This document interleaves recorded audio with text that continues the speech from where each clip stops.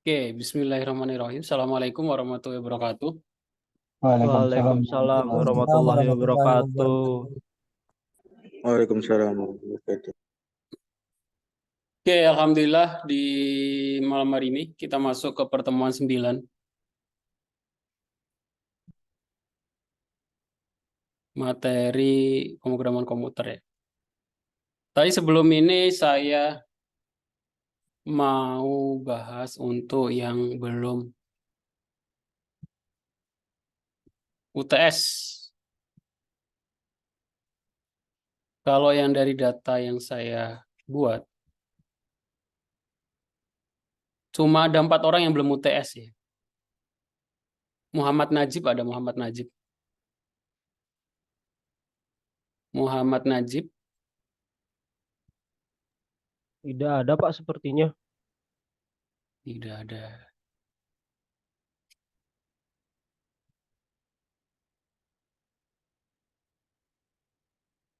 Terus Mustafa Zainal Ma'ruf. Mustafa Zainal Ma'ruf. Ini dua-dua B1 apa C1 ya? C1 ya? Iya, Pak. C1. 3 orang. Fadil Akbar. Keluar Pak Pak. keluar Pak. Tadi ada. Enggak Pak, udah masnya udah Oh Ada enggak. resign, Pak. resign Pak kuliah. Indi Heruwanti.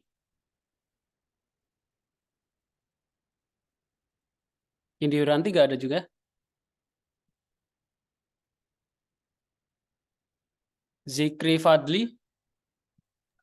Saya, Pak. Udah ikut UTS belum? Belum, Pak. Oke, soalnya saya pilih langsung aja.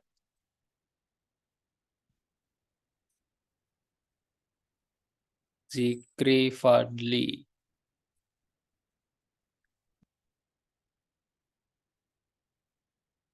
Nomor WA-nya berapa? 08 0822 0822 8742 8742 8896. 8896. Nah, cek di WA, silakan dikerjain soal UTS-nya. Oke, Pak. Terima kasih, Pak. 24 jam. Terima kasih, Pak. Sama-sama. Siap. Oke, selanjutnya untuk yang udah ikut UTS tapi belum ngumpulin ada. Yang ikut UTS tapi belum sempat ngumpulin di kampus. Apakah ada? Saya Pak ada Pak. Namanya siapa? Muhammad Abdillah Isyam Pak. Muhammad Abdillah Isyam. Fadilah Abdillah Isyam Pak. Abdillah. Muhammad Abdillah Hisam.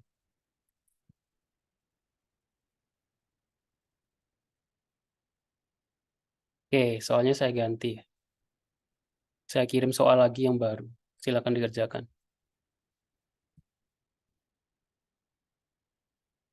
Gimana Pak?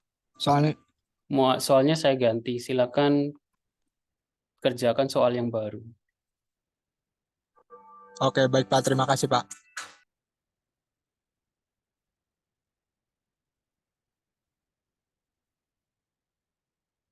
Selain Fadilah Hisam, ada lagi yang belum ngumpulin UTS?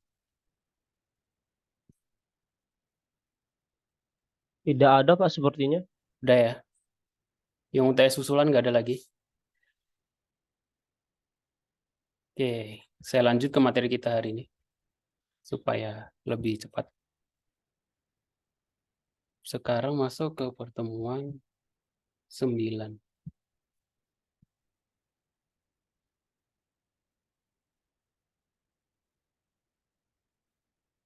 Oke, alhamdulillah di malam hari ini kita memasuki perkuliahan minggu ke-9. Apa yang akan kita pelajari hari ini? Mungkin teori saja ya, nanti prakteknya di minggu depan ketika di offline. Kita akan belajar tentang konsep yang namanya adalah dictionary, list, dan tuple. Apa itu? Maksudnya apa? Dalam bahasa pemrograman Python. Nah, ini masuk ke dalam konsep struktur data. Ya. Kalau konsep di informatika istilahnya. Kalau dalam bahasa pemrograman itu maksudnya apa ya? Jadi dalam bahasa pemrograman, contohnya di Python, itu ada istilah tipe data. Yang sudah kita pelajari sebelumnya ya. Ada tipe data float, integer, string, dan boolean. Ini diingat-ingat. Float itu yang bilangan desimal atau yang ada pecahan, bilangan pecahan. Integer itu bilangan desimal. String itu adalah abjad. Boolean itu kalau tidak true itu false. Jadi dua pilihan. Itu boolean. Kemudian dibagi itu untuk tipe data primitif ya istilahnya. Ada tipe data non primitif, ada built-in dan user defined. Ini nggak akan kita pelajari, ini agak teknis ya. Yang akan kita pelajari yang built-in aja, yang bawaan. Ada tipe data list, tuple, dictionary, dan set. Yang akan kita pelajari hari ini. Nah, untuk detailnya ini, mungkin kalau dilihat agak pusing, kita langsung ke contoh aja biar lebih mudah. Yang pertama adalah list. Apa itu list secara bahasa? List itu bahasa Inggris ya. Bahasa Indonesianya apa? Bahasa Indonesianya list itu apa? Kalau diterjemahin ke bahasa Indonesia. Daftar, Pak. Daftar, bisa. Jadi list itu daftar. Maksudnya gimana? Tipe data yang menyediakan sejumlah tipe data yang dikenal dengan tipe data berurut. Kalau kita menyimpan buat variabel nama gitu ya, nama mahasiswa, itu kan hanya bisa diisi satu data saja kan. Nah kalau list, karena namanya daftar, ini siapa yang nyalain suaranya? Mute all. Nah, list ini adalah kayak tipe data kita buat variabel nama gitu ya. Tapi kita bisa isi lebih dari satu. Jadi lebih dari satu data. Namanya juga list. Secara bahasa sih harusnya bisa dimengerti ya. List adalah tipe data yang berisi satu atau beberapa nilai di dalamnya. Bedanya apa? Nah, nilai-nilai ini sering disebut juga dengan item, elemen, ataupun anggota list. Bedanya ini di sini kita menggunakan kurung siku ya. Kalau di keyboard itu sebelahnya P gitu ya, pakai shift. Kurung Kurawa, ada kurung biasa, ada kurung siku ya. List, nah bedanya list itu kita menggunakan kurung siku. Terus daftarnya, listnya, anggota listnya ditaruh di dalam. Anggota list bisa berupa satu tipe data atau campuran. Jadi di dalam ini, di dalam list ini bisa integer semua. Contohnya, ini contoh ya, list kosong. Jadi my list sama dengan kosong, ini list kosong. Kita bisa isi dengan tipe data integer 1, 2, 3, 4, 5, atau kita bisa isi dengan tipe data integer dan string. Satu, ini tipe data float 3.5, dipisahkan dengan koma ya. Nah, kalau desimal atau pecahan, itu pakai titik. Kita menggunakan tipe data string. Jadi, tipe data yang bisa menyimpan banyak daftar. Cukup jelas ya? Selanjutnya, list juga bisa berisi list lain. Nah, semuanya kita biarkan list kayak keranjang gitu kan. Keranjang kan bisa dimasukkan ke dalam keranjang lebih besar. Sama, istilahnya list bersarang. List bisa ditaruh di dalamnya list juga. Istilahnya list bersarang. List, ini contohnya my list, nama variabelnya. Kita taruh yang pertama tipe data string hello. Yang kedua tipe data isinya list juga. Yang ketiga tipe data isinya list juga. Ini juga bisa. Tapi agak rumit ya nanti. Nah, bagaimana kita mengimplementasikan, mengakses dan mengolah list? Kita bisa mengakses anggota list menggunakan indeksnya dengan format nama list index. Nah, indeks itu apa? Indeks itu namanya nomor urut. Atau list itu diumpamakan biasanya kalau orang mengajar itu biasanya diumpamakan seperti lemari gitu ya. Jadi kalau variabel itu lemari besar yang cuma satu isinya. Kalau list, lemari yang isinya ada banyak. Yang isinya itu ada box-box itu. Kita bisa isi di dalamnya itu integer atau string. Nah, setiap kotak ini punya nomor urut, istilahnya indeks atau nomor abjad, nomor urut ya. Dimulai dari apa? Dimulai dari 0. 0, 1, 2, 3. Jadi ini nomor urutnya. Bisa kita isi cara ngaksesnya dengan nomor indeksnya atau nomor urut. Indeks list dimulai dari 0. List yang memiliki 5 anggota memiliki indeks mulai dari 0 sampai 4. Untuk mencoba mengakses anggota list di luar itu akan menyebabkan indeks error. Jadi kalau kita punya list isinya sampai 3, 0, 1, 2, 3, terus kita akses list keempat, kan error. Karena listnya nggak ada. Nomor indeks keempatnya nggak ada. Implementasinya contohnya bagaimana?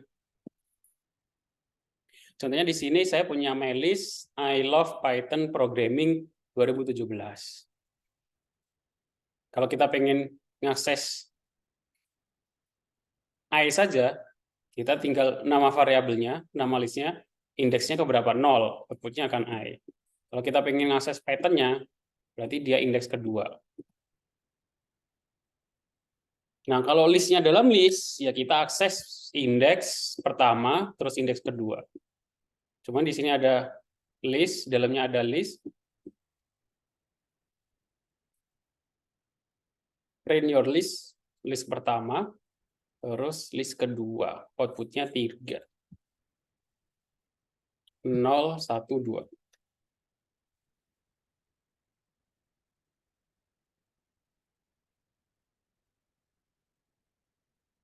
Ini harusnya punya 3 juga. Kita praktikkan saja. Saya buka dulu Visual Studio. Buat file contoh.py. Udah ada. Contoh2.py. Kita buat listku variabelnya. Isinya adalah dimulai dari kurung siku. Isinya pertama aku, string. Isinya kedua adalah list juga, diisi dengan 1, 2, 3. Isi yang ketiga adalah angka 5, 4, 4, 6, 5 gitu ya. Nah, kita bisa ngakses apakah isian nomor pertama, kedua, atau ketiga gitu ya. Dengan print listku indeks keberapa ya. Kalau indeks ke 0, dia akan mencetak yang nomor urut pertama. Saya buka terminal, jalankan Python 3, spasi nama filenya, contoh2.py. Nah, kelihatan ya? Kalau saya pengen ngakses list yang kedua yang di dalam list, itu kan dia posisi pertama, terus yang di tengah adalah 1, 1.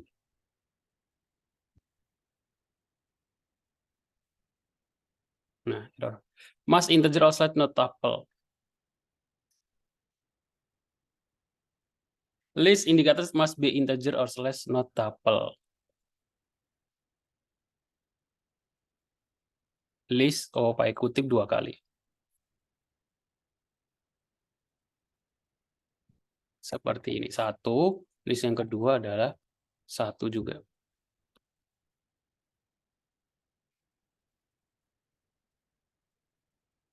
Oke.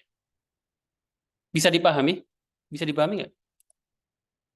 Nanti kalau ketemu soalnya baru bisa dipahami ya. Kira-kira ada pertanyaan?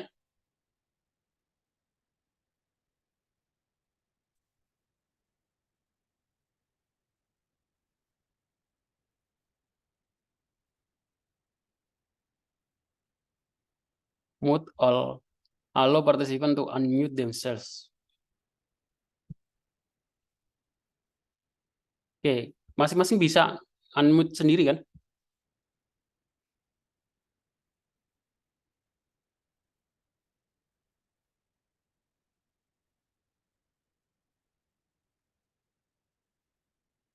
Kira-kira ada pertanyaan sampai di sini?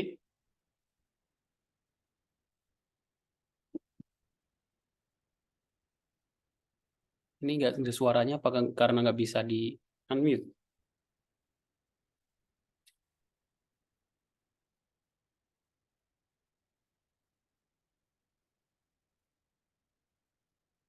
Bisa ya?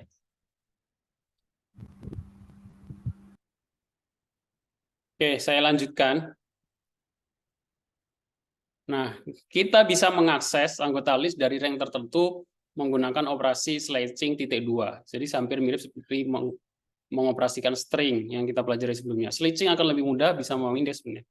Jadi, list itu digambarkan seperti kotak-kotak gitu ya, yang diisi dengan bisa string atau bisa angka. Dan masing-masing punya nomor urut.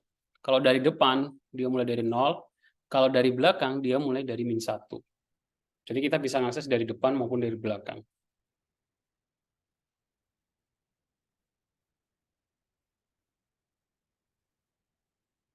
Nah, contohnya seperti ini. Jadi ini kayak string kemarin ya. Jadi tapi ini dalam bentuk list. Python Indo, kita masukkan ke dalam variabel data. Nah, kalau kita ingin nyetak HON-nya saja dari 3 ke 6. Kalau dari 4 ke N, berarti dari posisi keempat sampai terakhir. Kalau dari depannya kosong, berarti dari posisi ke-5 sampai terdepan. Nah, ini kalian bisa praktekkan supaya lebih paham. Nah, untuk mengubahnya bagaimana? Mengubah anggota list sama seperti kalau kita mengisi sebuah variabel ya. Kita tentukan bagian mana yang akan kita rubah, terus kita tulis variabelnya, diisi dengan indeks keberapa, kita tentukan sama dengan, terus kita nilai baru yang akan dimasukkan berapa. Itu untuk mengubah. Ada metode-metode lain dalam implementasi list. Contohnya adalah ada fungsi append, berguna untuk menambahkan anggota ke dalam list. Selain itu ada metode extend, hampir sama ya. Jadi semuanya saya punya list ganjil, isinya list 1, 3, 5, 7. Kita bisa menambahkan anggota baru 9 gitu ya, menggunakan fungsi ganjil.append 9. Dia akan menambahkan list baru, anggota list baru di belakang. Atau kita bisa menggunakan extend, ganjil.extend. Kita juga bisa menggunakan operator plus untuk menggabungkan dua list dan operator kali untuk melipat gandakan list. Jadi kalau kita plus, contohnya di sini saya punya variabel list, nama variabelnya genap, isinya 246. Kita bisa menggunakan simbol plus. Print genap plus, kita tambahkan 8, 10, 12. Atau kita bisa menggunakan operasi aritmatika perkalian untuk mengalihkan list. Maksudnya apa? Jumlahnya dikalikan. Sebenarnya di sini ada punya list isinya PY, kita kalikan 2 menjadi PY.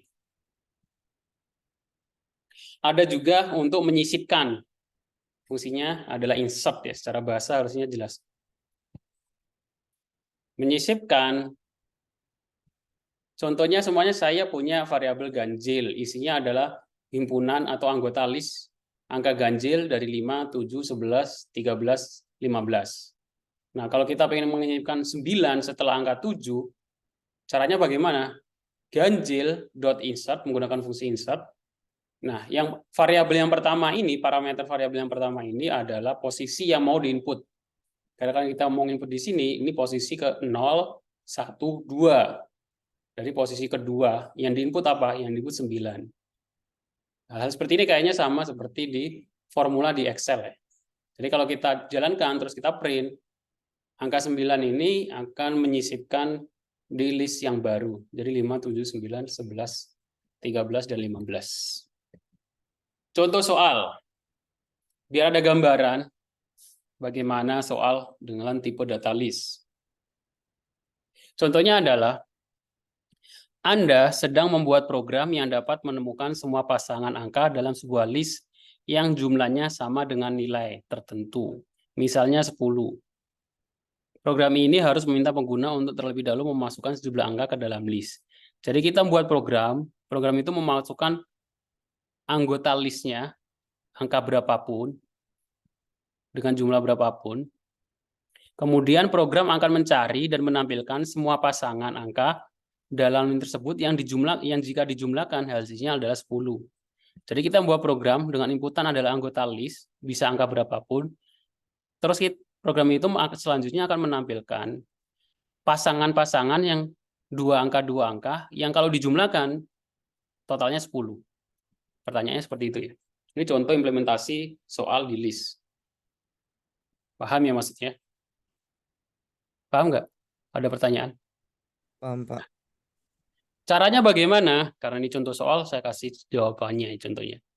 Nah, pertama kita buat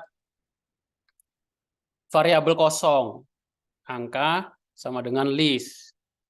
Belum siku masih kosong. Kemudian kita buat proses inputannya. Well, true. Selama dia true, maka masukkan angka, ketik selesai untuk berhenti.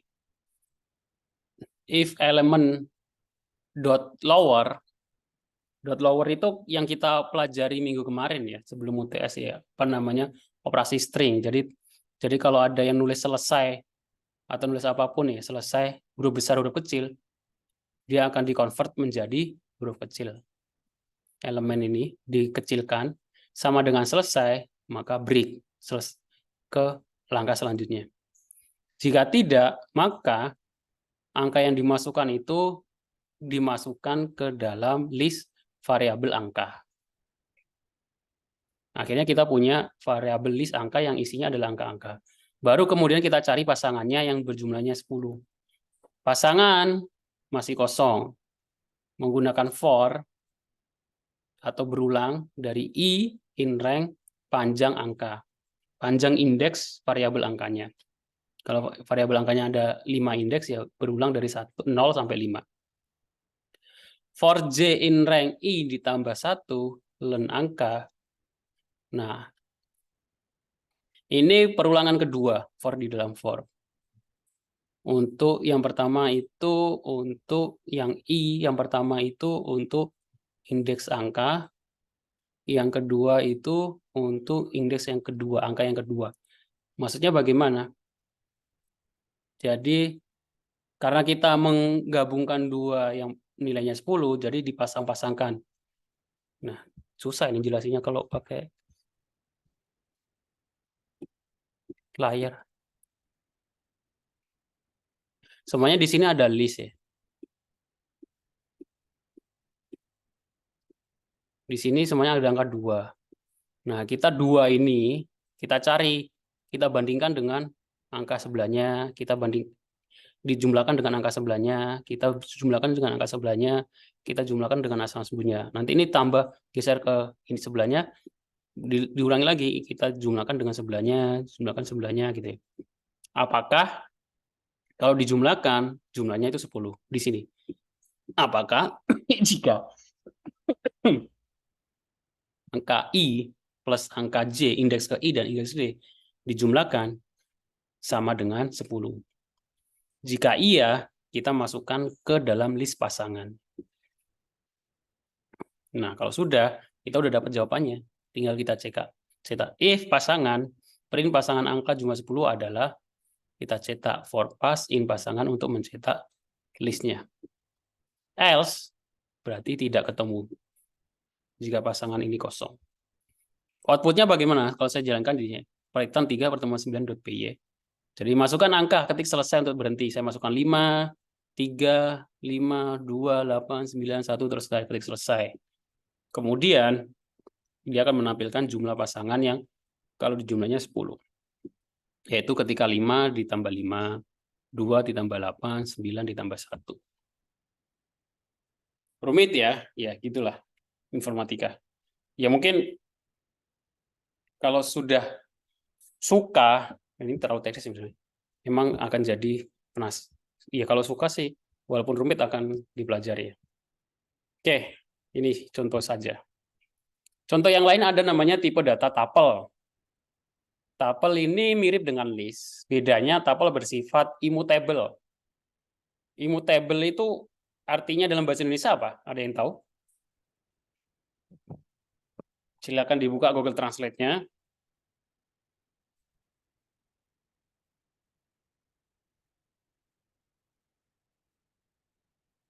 Immutable itu terjemahan bahasa Indonesianya apa?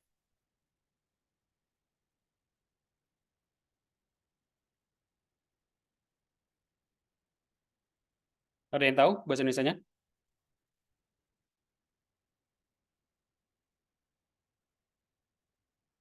Immutable. Silakan dicek di Google Translate di HP-nya. Oh, HP-nya dipakai buat Zoom ya.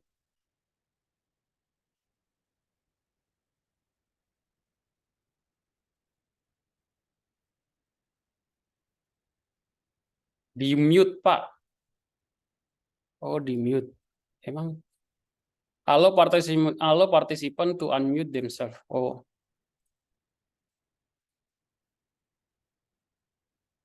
Udah bisa belum? Kekal, Pak. Iya. Setting Bisa, aja. Pak. Immutable artinya kekal. Artinya apa? Sehingga anggotanya tidak bisa dirubah. Kalau mirip, mengapa harus menggunakan tuple? Nah, jadi ini tuple ini mirip sama list, tapi nggak bisa dirubah gitu ya. Kalau tadi kan list itu bisa dirubah ya. Kita menggunakan tuple tergantung kebutuhan untuk beberapa hal memiliki kelebihan seperti itu. Karena tuple adalah immutable atau tidak bisa dirubah, kekal, maka iterasi pada tuple lebih cepat dibandingkan list. Tuple bisa berisi anggota data yang dapat digunakan sebagai key untuk di dictionary, list tidak dipakai. Itu. Kalau kita memerlukan data yang memang tidak dirubah, maka menggunakan tuple bisa menjamin bahwa data tersebut tidak akan write protected. Jadi datanya tidak bisa dirubah. Nah, bedanya apa? Yang paling jelas adalah bedanya adalah tipe kurungnya. Kalau tadi list menggunakan kurung siku, kalau tuple diingat-ingat ini menggunakan kurung biasa. Jadi kalau ada di tipe data kurung biasa, dia nggak bisa dirubah. Bisanya apa? Bisanya ditambah. Untuk aksesnya hampir sama. Nah, setelah tuple dibuat, maka anggota tuple tidak bisa diubah atau dihapus. Akan tetapi bisa anggota tuple-nya adalah tuple bersarang dengan anggota seperti list. Maka item pada list tersebut dapat diubah. Jadi tuple isinya bisa list. Nah, kalau tuple isinya list, itu bisa dirubah.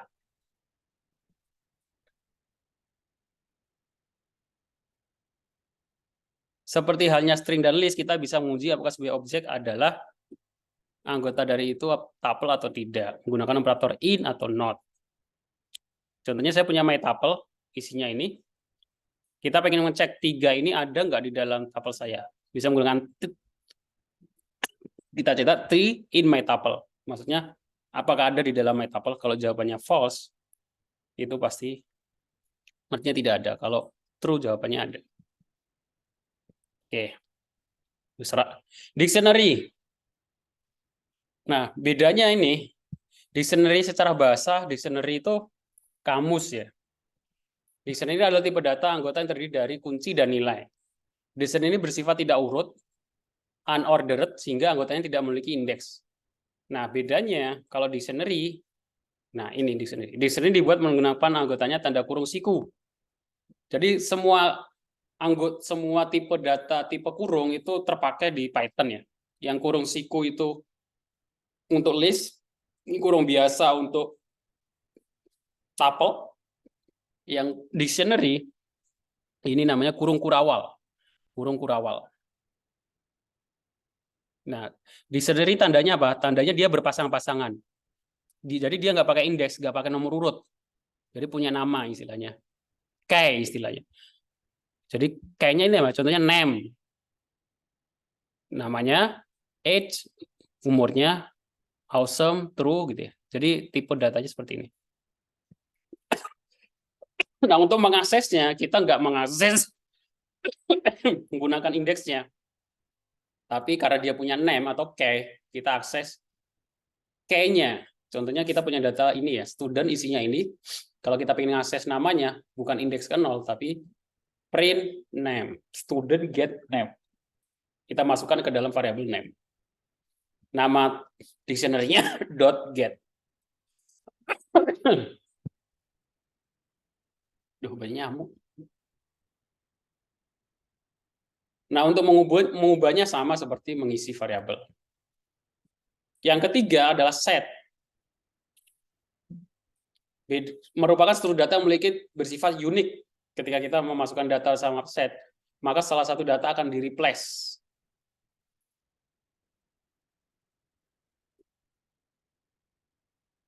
Jadi beda dari ketiganya, set ini tipe datanya Unix, nggak punya indeks, dan tidak berurut.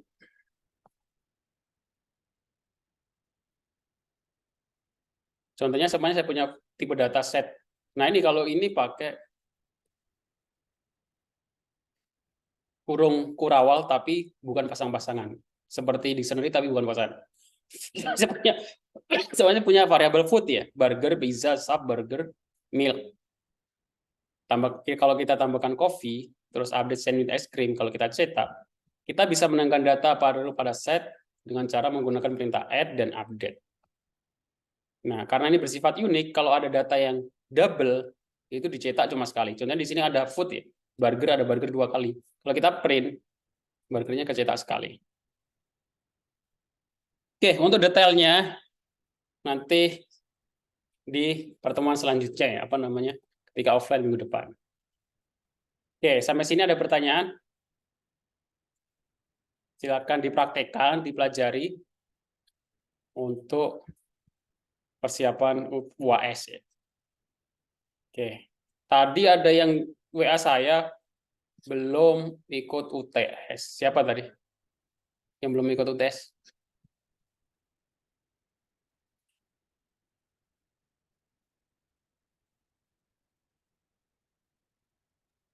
Saya Pak yang WA Bapak Pak. Siapa? Zikri Padli Pak. Udah Pak, udah Pak. Udah. Iya. Ada yang baru WA. Kindi Herwanti. Ada nggak Kindi Herwanti?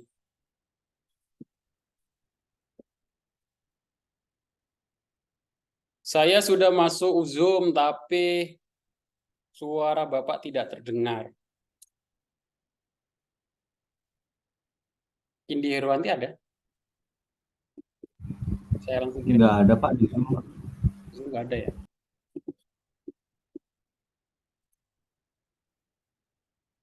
Kenapa masalah di koneksi? Kindi Herwanti saya kirim soal aja. Kindi Herwanti.